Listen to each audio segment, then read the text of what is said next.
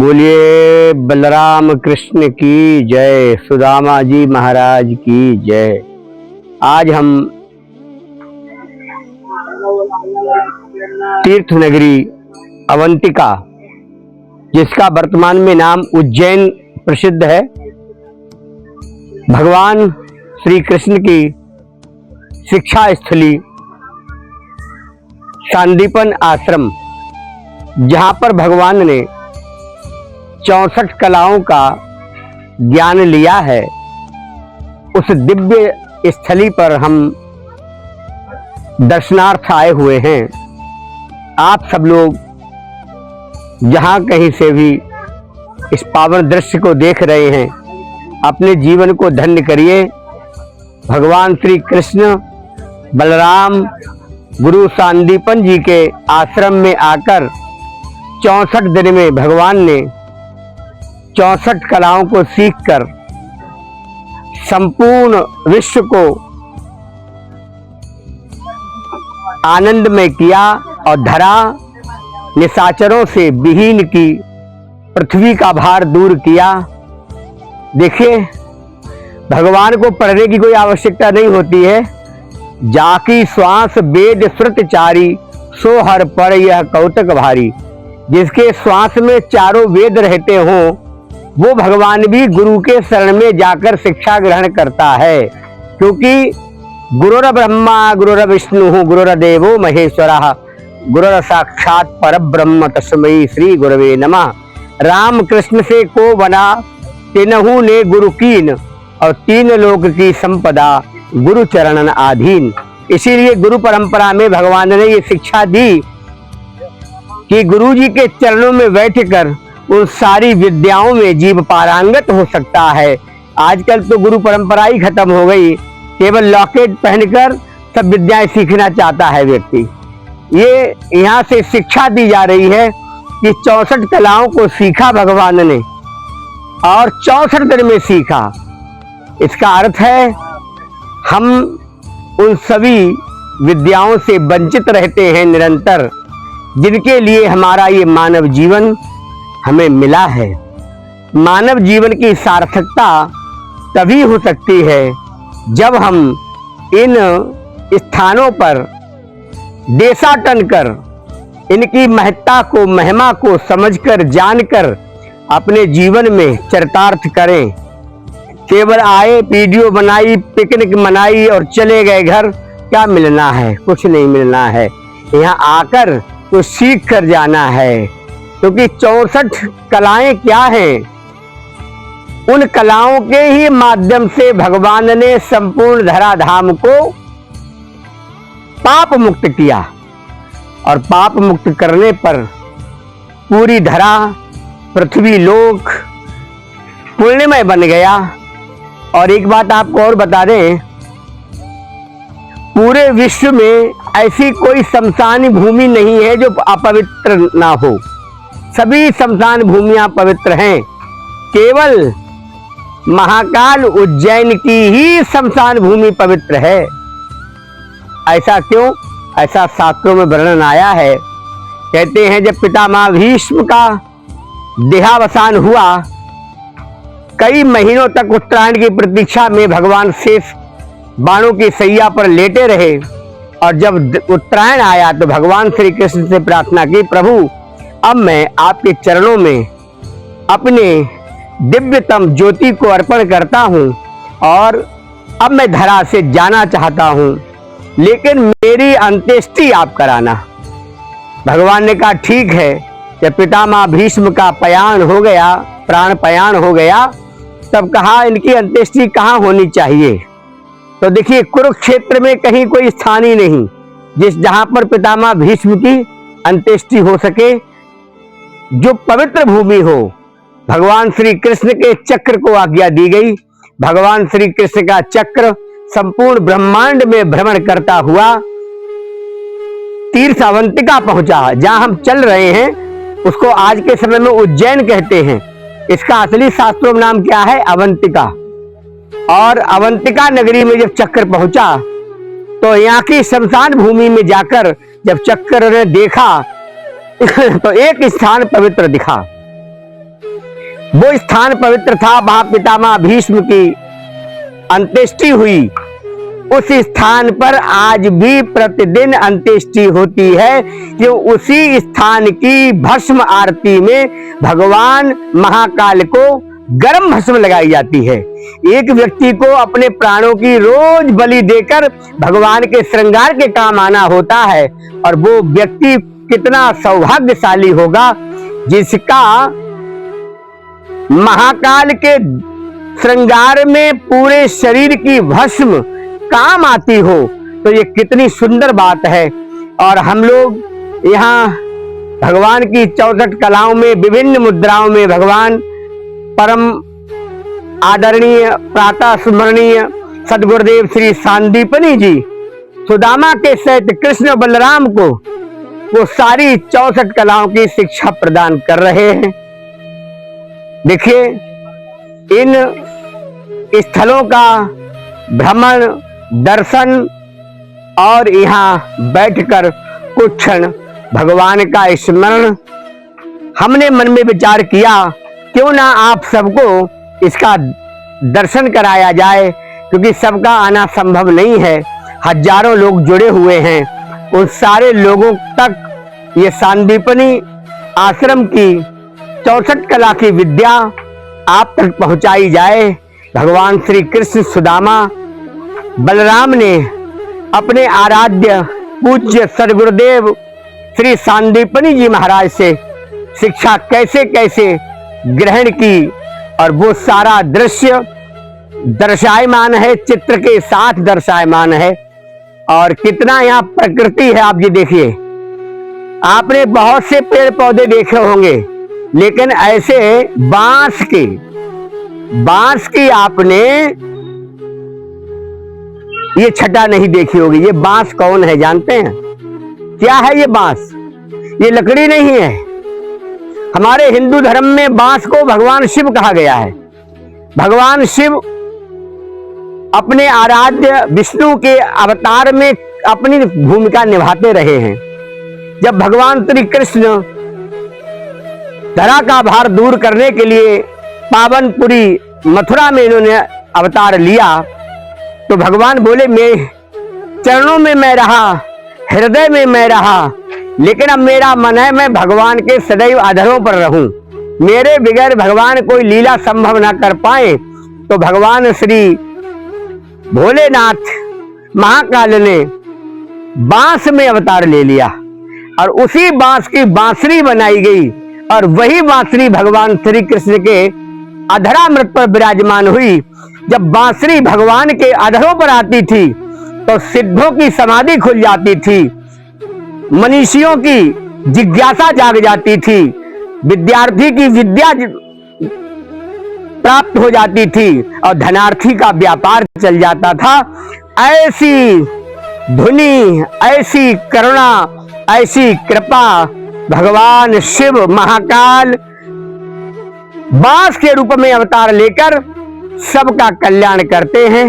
और भगवान श्री कृष्ण का कोई भी वस्त्र ले जाए, पादुका ले जाए, मुकुट ले जाए, कोई फर्क नहीं पड़ता। कहीं बांसुरी कोई ले जाता था तो व्याकुल हो जाते थे, और क्या कहते थे? नहीं नहीं, मेरी बांसुरी को कोई हाथ मत लगाना। एक ने राधा ने हंसी हंसी में भगवान श्री कृष्ण की बांसुरी को छुपा दिया। जब बांसुरी को छुपाया तो भगवान व्याकुल हो गए। कैसे व्याकुल हो गए? जैसे मानो शरीर से प्राण निकले जा रहे हों। भगवान को मूर्छा आने लगी। राधा बोली, बांसुरी से कृष्ण का कितना अलौकिक संबंध है, कितना गहरा संबंध है कि जैसे बांसुरी के रहित कृष्ण नहीं रह सकते, राधा बोली ऐसे ही कृष्ण रहित ये राधा भी नहीं रह सकती। बिना कृष्ण के राधा कौन है? कुछ नहीं है, और बिना राधा के कृष्ण कुछ नहीं है। दोनों का अन्योन्याश्रय संबंध है। एक ब्रह्म है, एक शक्ति है। शक्ति क्या है? ब्रह्म क्या है? शिव है। शिव एक शब्द है। शिव में शक्ति ई है। अगर ई को निकाल दिया जाए तो शिव में क्या रह जाएगा? शिव में से ही निकालोगे तो क्या बचेगा? शव। शव माने मृतक। इसी तरह से राधा भगवान श्री कृष्ण के जीवन में वही शक्ति है। जैसे शिव से ही निकाल दिया तो शिव शव रह गया, ऐसे ही राधा को निकाला कृष्ण के जीवन से तो कृष्ण भी शव के समान हो जाते हैं। इसीलिए जब भगवान श्री कृष्ण धरा धाम पर आए तो उन्होंने बहुत तरह की लीलाएं की। देखिए, भोग अवश्य भोक्तव्यम कृत कर्म शुभाशुभम, भगवान ने ये शिक्षा दी है। अब देखिए, यहाँ से भगवान ने गीता का उपदेश किया है। ये गीता क्या है? गीता किसे कहते हैं? बोले जो गाई जाए, जो गाने योग्य हो उसका नाम है गीता। तो धर्म क्षेत्रे कुरुक्षेत्रे समवेता युयुत्सवः माम का पांडवाश्चैव किम कुर्वत संजय। कितनी सुंदर भगवान ने गीता सुनाई। और देखिए, भगवान चाहते तो ऐसे ही समझा देते, लेकिन भगवान ने गीता क्यों सुनाई? हम जैसे अकिंचनों पर करुणा कृपा करने के लिए भगवान ने 45 मिनट में संपूर्ण गीता का ज्ञान करा दिया। और भगवान कह रहे हैं गीता में, कोई कुछ नहीं कर सकता। तस्मात् त्वमुत्तिष्ठ यशो लभस्व, तुम तो उठो और अपने कार्य में लग जाओ। होना क्या है? बोले मयि विहता निहता पूर्वमेवं निमित्त मात्रम भव सव्यसाचिन, तुम तो केवल निमित्त बन जाओ। मैंने पूर्व से ही निश्चित कर दिया है, जो संभव है, जो होना है वही होगा। तुम्हारे सोचने से, तुम्हारे करने से कोई फर्क नहीं पड़ेगा।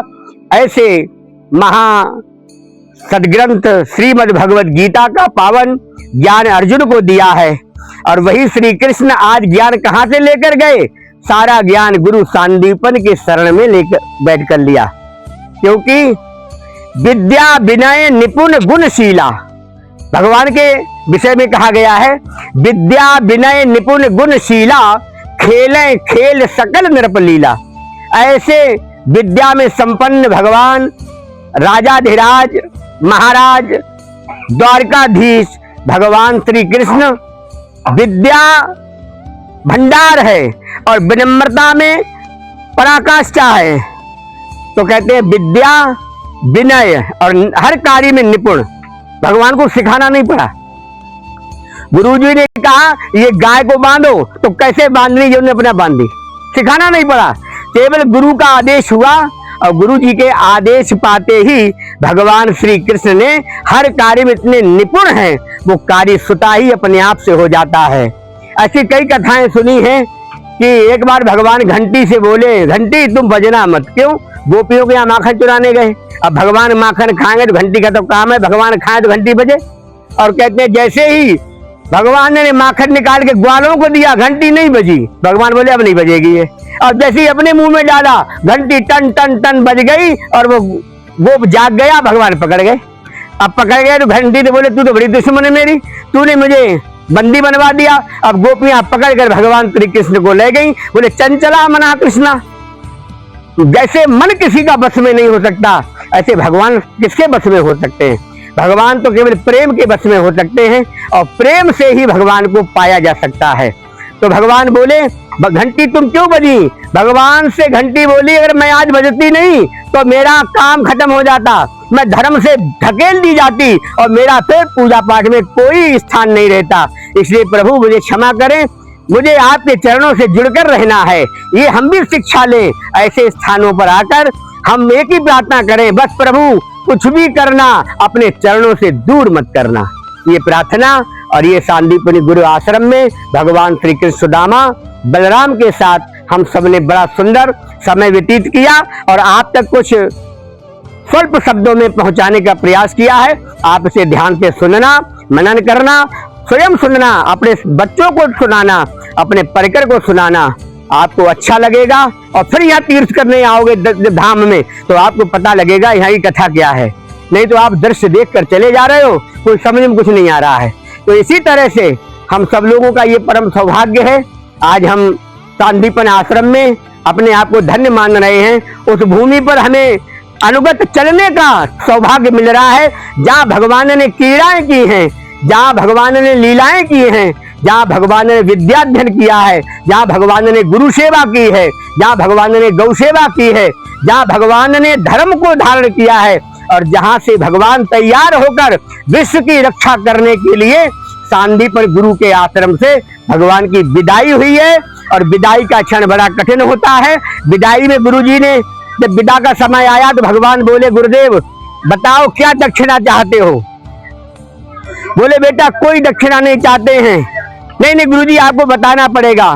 तो बोले, हम दक्षिणा चाहते हैं मेरे पुत्र का। मेरा पुत्र डूब गया था, जल में स्नान करने गया, अगर वो मेरा पुत्र मुझे लाकर दे दो तो मैं समझ लूंगा मेरी दक्षिणा पूरी हो गई। पुत्र को तो वर्षों हो गए, डूबा हुआ व्यक्ति कहाँ मिलेगा। भगवान ने आंख बंद करके देखा, बोले ठीक है गुरुदेव। बलदाऊ भैया को साथ में ले गए और एक राक्षस शंख के अंदर बैठा था और उनके पुत्र को भी बंधक बना लिया था। भगवान समुद्र में गए, उस राक्षस का वध किया, समुद्र से पुत्र लिया। जब लेकर भगवान गुरुकुल में लौट के आए हैं तो सारी सृष्टि में खुशी की लहर छा गई, क्यों गुरु सांदीपन वो गुरु हैं जिनके यहाँ भगवान श्री कृष्ण स्वयं शिक्षा ग्रहण करने आए। और कौन सी शिक्षा ग्रहण की? 64 कलाएं सीखी। कितने दिन में? 64 दिन में। भगवान की संपूर्ण शिक्षा 64 दिन में हो गई। ऐसा परम सौभाग्य हम लोग वो तेज लेकर, वो भक्ति शक्ति लेकर यहाँ से जाएं जो हमारे भविष्य माने संतानों के काम आए और हम सबका जीवन धन्य हो जाए। अन्न क्षेत्रे कृते पापम, ध्यान देना सब लोग, अन्न क्षेत्रे कृते पापम तीर्थ क्षेत्रे विनश्यति। हम जहाँ रहते हैं वो अन्न क्षेत्र कहलाता है। हमारा घर, गांव, नगर, शहर वो अन्न क्षेत्र है। अन्न क्षेत्रे कृते पापम तीर्थ क्षेत्रे विनश्यति। और तीर्थ क्षेत्रे कृते पापम, और यहाँ अगर कोई पाप बन गया तो बोले वज्र लेखम भविष्यति, उसका फिर किसी तीर्थ में प्रायश्चित नहीं होता है। तो यहाँ सबसे पहले प्रार्थना करें, प्रभु हमसे कोई ऐसा अनिष्ट बन गया हो अज्ञानता में तो हम आपसे क्षमा करवाना चाहते हैं और प्रार्थना करते हैं हमें तीर्थ का लाभ मिले और हमें, हमारे कुटुंब को, हमारे समाज को, हमारे भारत को इस तीर्थ का लाभ मिलेगा, तभी भारत सनातन की ओर बढ़ेगा और तभी भारत में कहेंगे सनातन धर्म की, सांदीपन गुरु की, कृष्ण बलराम की, सुदामा जी महाराज की। एक बात और सुन लें, ये आपकी वीडियो बनी है, आप सोचो हम भी देखेंगे। देखोगे आप लोग? कौन कौन देखना चाहता है? अपना अपना एंड्रॉइड मोबाइल निकालिए और देखिए। जब जाएंगे तो इधर आएगा भक्ति वर्षा 1008, ये सब्सक्राइब करिए और बेल आइकन दबाइए। और ये वाला जो अभी पूरा कथानक है आपको सुनने को मिलेगा, और यही नहीं और भी मिलेंगे। और इधर आध्यात्म मंथन फेसबुक आईडी, कामधेनु कृष्णा विहार फेसबुक आईडी, इस पर आप इसको सुन सकते हैं और इसको समझ सकते हैं। सभी लोग इसको सुने, समझें और अपने बच्चों को सुनाएं, संस्कारवान शिक्षा पाएं। बोलिए सनातन धर्म की जय। जय जय जय जय जय जय।